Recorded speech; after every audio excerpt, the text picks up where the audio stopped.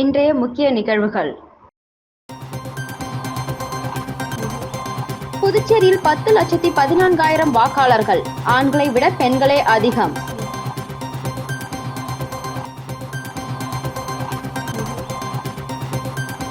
புதுச்சேரியில் சட்டப்பேரவையில் ஆளுநர் உரைக்கு முன்பு தேசிய கீதம் இசைக்கப்படுவது மரபு.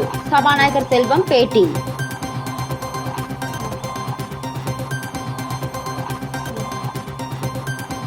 மத்திய அமைச்சருக்கு விபூதி பூசி ஆசிர்வதித்த முதலமைச்சர் ரங்கசாமி அப்பா பைத்தியசாமி கோவிலையும் சுட்டிக்காட்டினார். புதுச்சேரி சட்டப்பேரவையில் ஆளுநர் உரையின் போது முதலில் தேசிய கீதமும் தொடர்ந்து தமிழ்த்தாய் வாழ்த்தும் இசைக்கப்படுவது மரபு என புதுச்சேரி சபாநாயகர் செல்வம் தெரிவித்துள்ளார். தமிழக சட்டமன்றத்தில் தேசிய கீதம் இசைக்கப்படாததற்கு எதிர்ப்பு தெரிவித்து ஆளுநர் ரவி தனது உரையை வாசிக்காமல் சட்டமன்றத்தில் இருந்து புறப்பட்டு சென்றார். இந்த விவகாரம் தமிழகத்தில் பூதாகரமாகியுள்ள நிலையில் சட்டமன்ற மரபுகள் குறித்து புதுச்சேரி சபாநாயகரிடம் கேட்டதற்கு புதுச்சேரி சட்டப்பேரவையில் ஆளுநர் உரையின் போது முதலில் தேசிய கீதமும் அதன் பின் தமிழ்த்தாய் வாழ்த்தும் பாடப்படும், பின் உரை முடிந்த பிறகும் தேசிய கீதம் இசைக்கப்படும். இது புதுச்சேரி சட்டப்பேரவையின் மரபு என்றும் தமிழக சட்டப்பேரவையின் மரபு பற்றி தனக்கு தெரியாது என்றும் கூறினார். புதுச்சேரி மாநில சட்டப்பேரவை துணைநிலை ஆளுநர் உரை என்பது தேசிய கீதத்தோடு ஆரம்பிக்கப்பட்டு மொழி வாழ்த்து பாடப்பட்டு பின்பு கவர்னர் உரை நிகழ்த்தப்பட்டு அதன் பின்பு தேசிய கீதம் பாடி அவரை வழி அனுப்பப்படும். இது நம்முடைய புதுச்சேரி மாநில சட்டசபையினுடைய விதி. தமிழகத்தை பொறுத்த எப்படி விதி இருக்குதுன்னு தெரியல. அந்த விதி எப்படி தெரிஞ்சால் தான் நம்ம அதை பற்றி பேச முடியும். பல்வேறு மாநிலங்கள் தேசிய கீதம் பாடப்பட்டு அதுதான் முறையாக இருக்குது. தமிழக சட்டசபையில் அது மாதிரி எதாவது இருக்கான்னு எனக்கு தெரியல.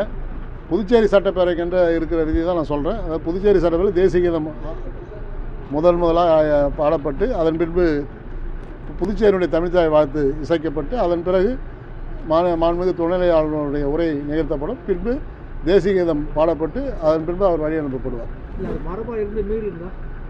இது புதுச்சேரி மாநில சட்டப்பேரவையுடைய மரபு. மற்ற மாநிலத்தை பற்றி எனக்கு தெரியல. தமிழக சட்டப்பேரவை பற்றி அந்த விதியை படித்தாதான் தெரியும்.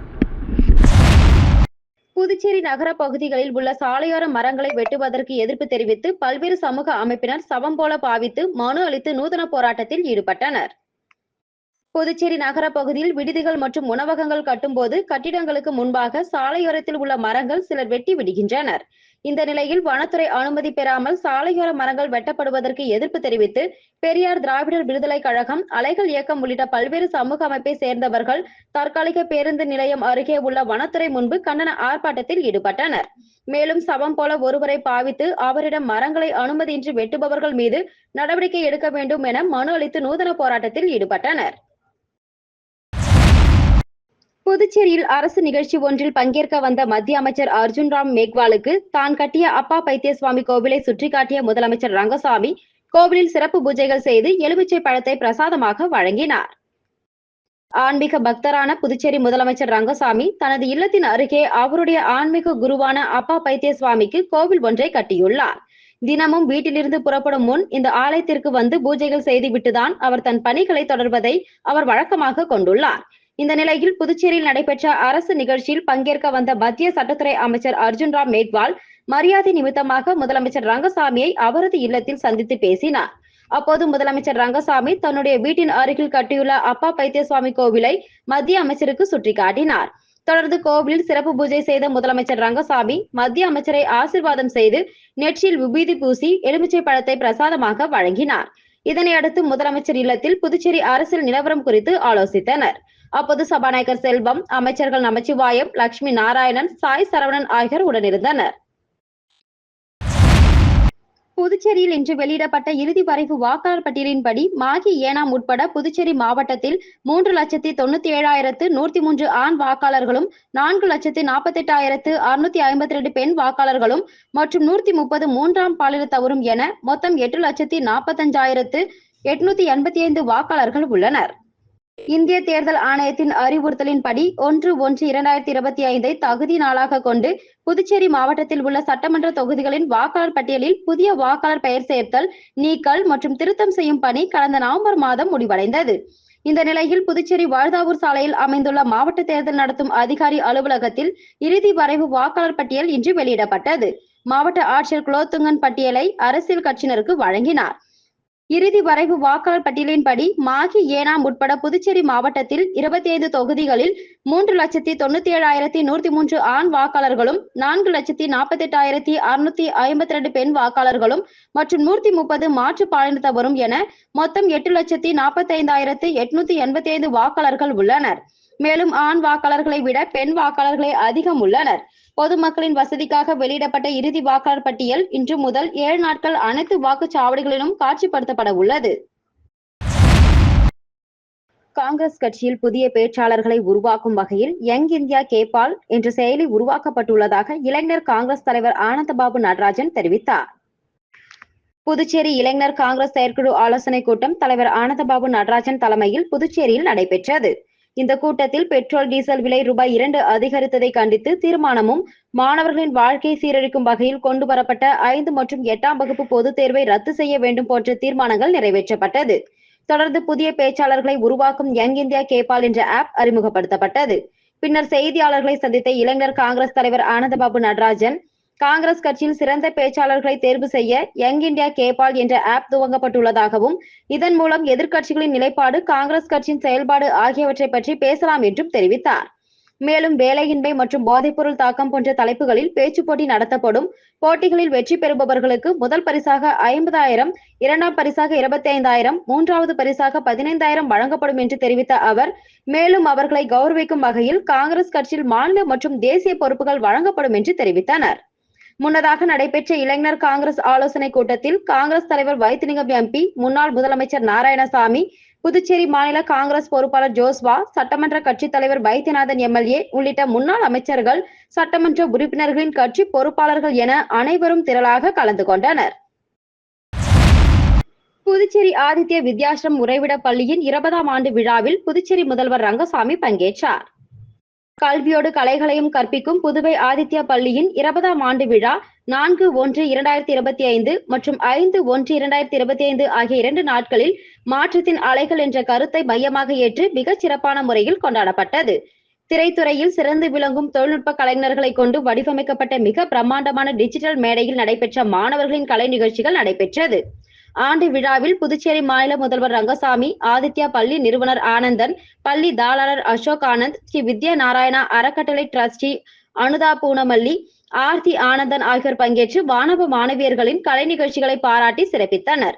ஆதித்யா பள்ளியில் 12ஆம் வகுப்பு பொதுத் தேர்வில் அதிக மதிப்பெண்கள் பெற்ற மாணவர்கள் ஜிப்மர் மருத்துவக் கல்லூரியில் 16 பேர், அரசு மற்றும் தனியார் மருத்துவக் கல்லூரியில் 56 பேர், IIT-யில் 8 பேர், IIITE 4 பேர், NIT 27 பேர், IISER 1, தஞ்சாவூர் தேசிய உணவு தொழில்நுட்பம், தொழில் முனைவு மற்றும் மேலாண்மை நிறுவனம் 2 பேர், சாரணர் சாரணியர் இயக்கம் 4 பேர், தேசிய மாணவர் படை 4 பேர் என பல்துறையில் சாதனை படைத்த முதன்மை மாணவர்களை பாராட்டி பரிசுகளும் சான்றிதழ்களும் வழங்கப்பட்டன.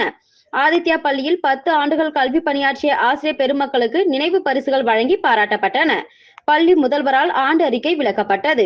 ஆதித்யா கலைத்துறை இயக்குனர் கலைமாமணி டாக்டர் ராஜமாணிக்கம் ஒருங்கிணைப்பில் 2050க்கும் மேற்பட்ட மாணவர்கள் ஒற்றுமை மற்றும் கலைநயம் மேம்பட ஆடல், பாடல், நாடகம் மற்றும் இசைக்கருவிகள் வாசித்து தங்கள் படைப்பாற்றல் திறமைகளை பல்வேறு கலை நிகழ்ச்சிகள் மூலம் வெளிப்படுத்தினர்.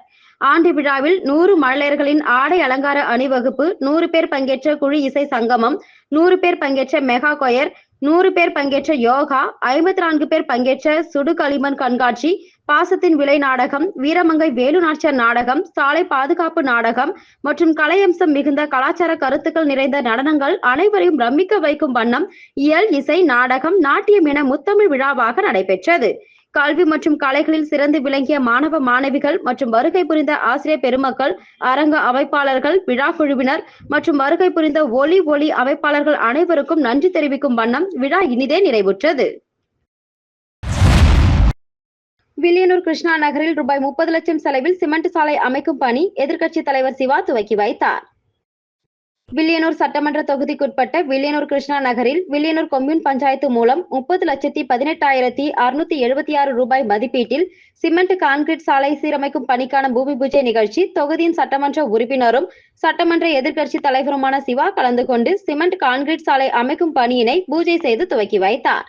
இந்த நிகழ்ச்சியில் வில்லியனூர் கொம்யூன் பஞ்சாயத்து ஆணையர் ரமேஷ், செயற்பொறியாளர் திருநாவுக்கரசு, இளநிலை பொறியாளர் சத்யநாராயணா, ஊர் முக்கியஸ்தர்கள் சபரி, ராஜு, ஏழுமலை, ரகுராமன், சேகர், வேதாச்சலம், செபஸ்டின், காளிதாஸ், மோகன்குமார், தேவதாஸ், நாராயணசாமி, அண்ணாமலை, கோவிந்தன் மற்றும் திமுக பொதுக்குழு உறுப்பினர்கள் ராமசாமி, செல்வநாதன், தர்மராஜ், அவைத்தலைவர் ஜலால்பாய், இலக்கிய அணி அமைப்பாளர் சீனு மோகன்தாஸ், வர்த்தக அணி அமைப்பாளர் ரமணன், ஆதி திராவிடர் அணி அமைப்பாளர் செல்வநாதன், சிறுபான்மை பிரிவு அமைப்பாளர் முகமது ஹாலித், அனிஷ் உட்பட பலர் கலந்து கொண்டனர்.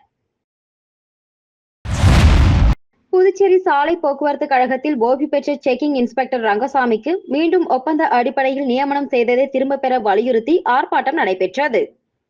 புதுச்சேரி சாலை போக்குவரத்து கழகத்தில் செக்கிங் இன்ஸ்பெக்டராக பணிபுரிந்து கடந்த 2021ஆம் ஆண்டு ஓய்வு பெற்ற ரங்கசாமி என்பவரை மீண்டும் ஒப்பந்த அடிப்படையில் சாலை போக்குவரத்து கழகத்தில் அசிஸ்டன்ட் கன்சல்டன்ட் ஆக பணி நியமனம் செய்யப்பட்டு கடந்த 3 ஆண்டுகளாக பணி செய்து வருகிறார். சாலை போக்குவரத்து கழக அலுவலகத்தின் பணிகளை மேற்கொள்ள தகுதி வாய்ந்த ஊழியர்கள் உள்ள நிலையில் ஓய்வு பெற்ற ஊழியரை பிஆர்டிசி நிர்வாகம் தொடர்ந்து ஒப்பந்த அடிப்படையில் மீண்டும் செய்திருப்பதை கண்டித்து புதுச்சேரி சாலை போக்குவரத்து கழக ஊழியர்கள் சங்கத்தின் சார்பில் கண்டன ஆர்ப்பாட்டம் பிஆர்டிசி தலைமை அலுவலக வாயிலில் நடைபெற்றது. இதில் 50க்கும் மேற்பட்டோர் கலந்து கொண்டு கண்டன கோஷங்களை எழுப்பினர்.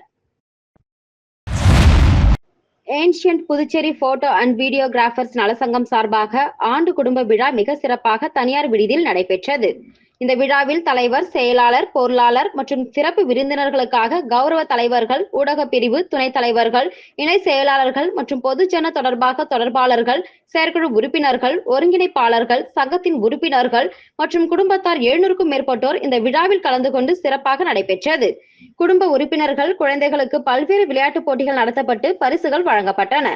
அதேபோல் குடும்ப உறுப்பினர்கள், பிள்ளைகள் 10 மற்றும் 12ஆம் வகுப்பில் வெற்றி பெற்ற மாணவர்களுக்கு பரிசுகள் வழங்கப்பட்டது. புதுச்சேரி சிவ வள்ளிவிலாஸ் ஜுவல்லர்ஸ் சார்பில் நடைபெற்ற கோலப் போட்டியில் வெற்றி பெற்றவர்களுக்கு பரிசளிப்பு விழா நடைபெற்றது. புதுச்சேரி சிவ வள்ளிவிலாஸ் ஜுவல்லர்ஸ் சார்பில் மார்கழி மாதத்தை முன்னிட்டு பெண்களுக்கான கோலப் போட்டி நடத்தப்பட்டது. இதில் பெண்கள் தங்கள் வீட்டில் இருந்தபடியே கலந்து கொண்டு கோலமிட்டனர். 1500க்கும் மேற்பட்டோர் கலந்து கொண்ட இந்த கோலப் போட்டியில் வெற்றி பெற்றவர்களுக்கு கடலூர் சுப்ராயர் செட்டி தெருவில் உள்ள சிவ வள்ளிவிலாஸ் ஜுவல்லர்ஸில் பரிசளிப்பு விழா நடைபெற்றது. இதில் வெற்றி பெற்றவர்களுக்கு நிர்வாக இயக்குனர் சபரீஷ் பரிசுகளை வழங்கி பாராட்டினார்.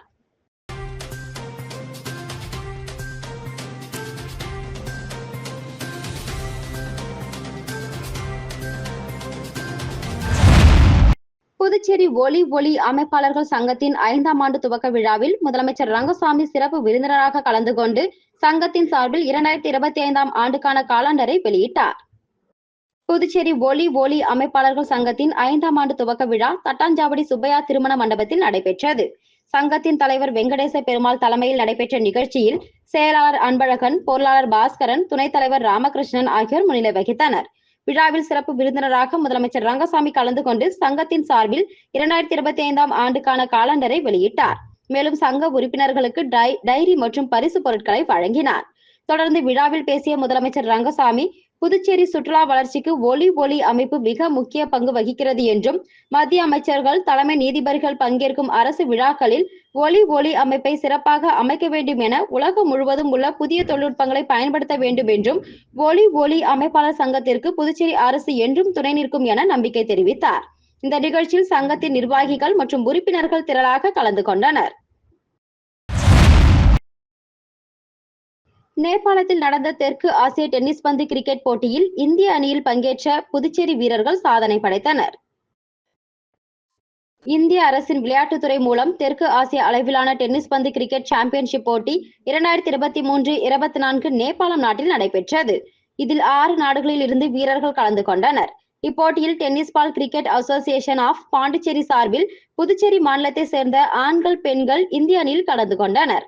இறுதிப் போட்டி நேபாளம் போக்ரா ரங்கசாலா மைதானத்தில் நடைபெற்றது.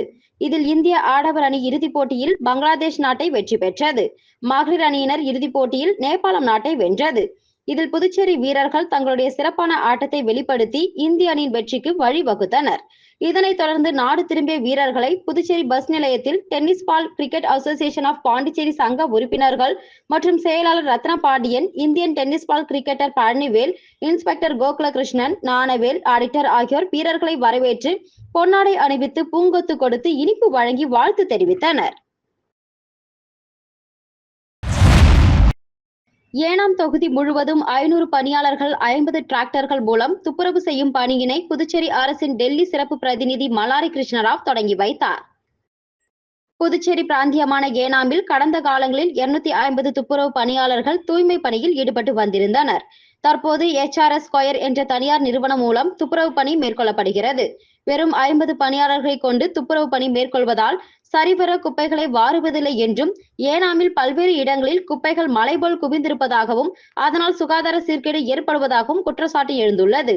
இந்த நிலையில் தொகுதி முன்னாள் சட்டமன்ற உறுப்பினரும் புதுச்சேரி அரசு டெல்லி சிறப்பு பிரதிநிதி மல்லாடி கிருஷ்ணராவ் ஏற்பாட்டில் 500 பணியாளர்கள் 50 டிராக்டருடன் ஏனாம் முழுவதும் துப்புரவு பணி மேற்கொள்ளும் துவக்க நிகழ்ச்சி GMC பாலயோகி விளையாட்டு மைதானத்தில் இன்று நடைபெற்றது. இதனை மல்லாடி கிருஷ்ணராவ் தொடங்கி வைத்தார். மேலும் கட்சி வேறுபாடின்றி துப்புரவு பணியில் பொதுமக்கள் ஈடுபட வேண்டும் என அழைப்பு விடுத்துள்ளார். புதுச்சேரி யூனியன் கிரிக்கெட் அசோசியேஷன் நடத்திய பாண்டிச்சேரி பக்கா பிரீமியர் லீக் T20 கிரிக்கெட் போட்டியின் இறுதிப் போட்டி புதுச்சேரி போலீஸ் கிரிக்கெட் மைதானத்தில் நடைபெற்றது. Gorimedu panthers, Moolakulam gladiators, Uppalam royals, Kumarapalayam warriors, Thiruvandarkoil titans, Orleanpet tigers, Lawspet legends மற்றும் வீராம்பட்டினம் ஷார்க்ஸ் ஆகிய 8 அணிகள் இதில் கலந்து கொண்டு விளையாடியதில் வீராம்பட்டினம் ஷார்க்ஸ் அணியும் உப்பளம் ராயல்ஸ் அணியும் இறுதிப் போட்டிக்கு தகுதி பெற்றது. Akshata big capital investment private limited title ஸ்பான்சராக உள்ள இந்த இறுதிப் போட்டியில் முதலில் விளையாடிய உப்பளம் ராயல் அணி 19.1 ஓவர்களில் 10 விக்கெட் இழந்து 153 ரன்கள் எடுத்தது.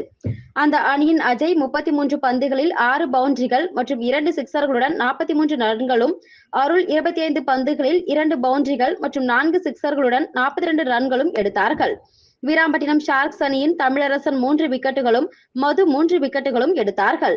பின்பு களமிறங்கிய வீராம்பட்டினம் ஷார்க்ஸ் அணி 16.5 ஓவர்களில் 6 விக்கெட் இழப்புக்கு 156 ரன்கள் எடுத்து 4 விக்கெட் வித்தியாசத்தில் வெற்றி பெற்று சாம்பியன் ஆனது. முதலிடத்தை பிடித்த சாம்பியன் அணிக்கு புதுச்சேரி முதலமைச்சர் ரங்கசாமி பரிசு கோப்பையுடன் ரூபாய் 70,000 வழங்கினார். இரண்டாவது இடத்தை பிடித்த உப்பளம் ராயல்ஸ் அணிக்கு அக்ஷதா பிக் கேபிட்டல் நிறுவனர் ஹரிதாஸ் பரிசு கோப்பையுடன் ரூபாய் 40,000 வழங்கினார். மூன்றாவது இடத்தை பெற்ற கோரிமேடு பேந்தர்ஸ் அணிக்கு மருத்துவர் சரவணகுமார் பரிசு கோப்பையுடன் ரூபாய் 30,000 வழங்கினார். நான்காவது இடத்தை பிடித்த குமாரபாளையம் வாரியர்ஸ் அணிக்கு தமிழ்நாடு அரசு முன்னாள் செலக்ஷன் கமிட்டி சேர்மன் ஸ்ரீதர் பரிசு கோப்பையுடன் ரூபாய் 20,000 வழங்கினார். தொடர் நாயகன் விருது உப்பளம் ராயல்ஸ் அணியின் மூர்த்திக்கு ஆரோபிட் ஜிம்மின் உரிமையாளர் முகுந்தன் பரிசு கோப்பையுடன் ரூபாய் 5,000 வழங்கினார். ஆட்ட நாயகன் விருது வீராம்பட்டினம் ஷார்க்ஸ் அணியின் தமிழரசனுக்கு பரிசு கோப்பையுடன் ரூபாய் 1,500 வழங்கப்பட்டது.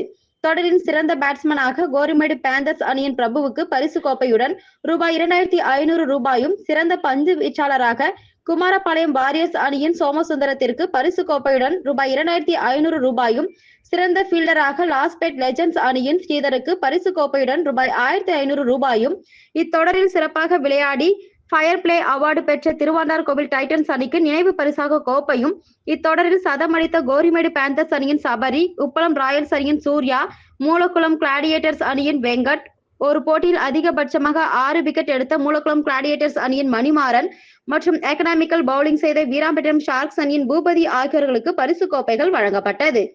போட்டியில் சிறப்பாக நடுவர் பணி மற்றும் ஸ்கோர் பணி செய்த உதயா நிதேஷ், பிலிப்ஸ் மற்றும் லோகேஷ் ஆகியோருக்கு நினைவு பரிசுகள் வழங்கப்பட்டது. முழுக்க புதுவை மண்ணின் உள்ளூர் மைந்தர்களான உள்ளூர் கிரிக்கெட் விளையாட்டு வீரர்களை வைத்து விளையாடி பரிசு கோப்பைகளுடன் ரொக்க பரிசு வழங்கிய புதுச்சேரி யூனியன் கிரிக்கெட் சங்கத்தின் டோர்னமெண்ட் கமிட்டி சேர்மன் சந்திரன் மற்றும் நிர்வாகிகளை பொதுமக்களும் கிரிக்கெட் வீரர்கள் மற்றும் கிரிக்கெட் ஆர்வலர்கள் ஆகியோர்கள் மனதார பாராட்டினார்கள்.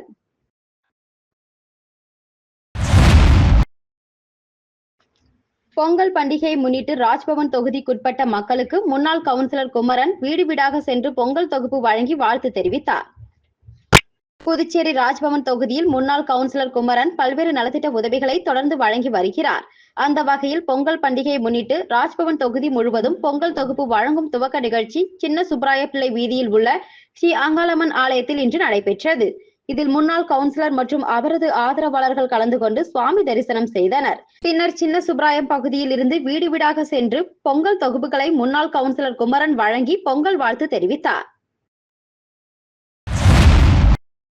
சின்ன காலாப்பட்டு அகிலாண்டகோடி பிரம்மாண்ட நாயகி அருள்மிகு ஸ்ரீ நாகவல்லி அம்மன் கருவறை மற்றும் மூலவருக்கு தங்க முலாம் பூசி தகடு அமைக்கும் திருப்பணிக்கு நன்கொடையினை சமூக சேவகர் செந்தில் வழங்கினார். புதுச்சேரி காலாப்பட்டு தொகுதிக்குட்பட்ட சின்ன காலாப்பட்டு பகுதியில் அமைந்துள்ள அகிலாண்டகோடி பிரம்மாண்ட நாயகி அருள்மிகு ஸ்ரீ நாகவல்லி அம்மன் ஆலய கருவறை மற்றும் மூலவருக்கு தங்க முலாம் பூசி தகடு அமைக்கும் திருப்பணி நடைபெற்று வருகிறது. இந்த நிலையில் இப்பணிக்கு ரூபாய் 5 லட்சம் நன்கொடையினை சமூக சேவகர் செந்தில் ஆலய நிர்வாகிகளிடம் வழங்கினார். இந்த நிகழ்ச்சியின் போது ஊர் முக்கிய பிரமுகர்கள் பலர் உடனிருந்தனர்.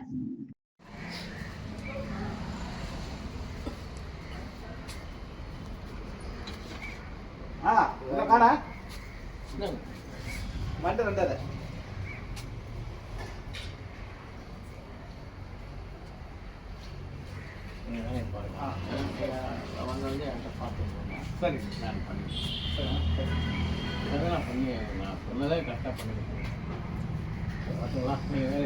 சரி அது ஆசாரி விட வச்சுக்கலாம் உங்களுக்கு இது இல்லை. மீண்டும் இன்றைய முக்கிய நிகழ்வு. புதுச்சேரியில் 10,14,000 வாக்காளர்கள், ஆண்களை விட பெண்களே அதிகம்.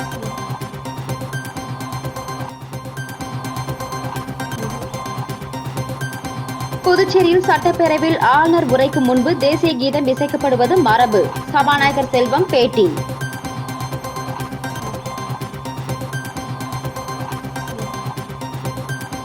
மத்திய அமைச்சருக்கு விபூதி பூசி ஆசிர்வதித்த முதலமைச்சர் ரங்கசாமி அப்பா பைத்தியசாமி கோவிலையும் சுற்றி காட்டினார்.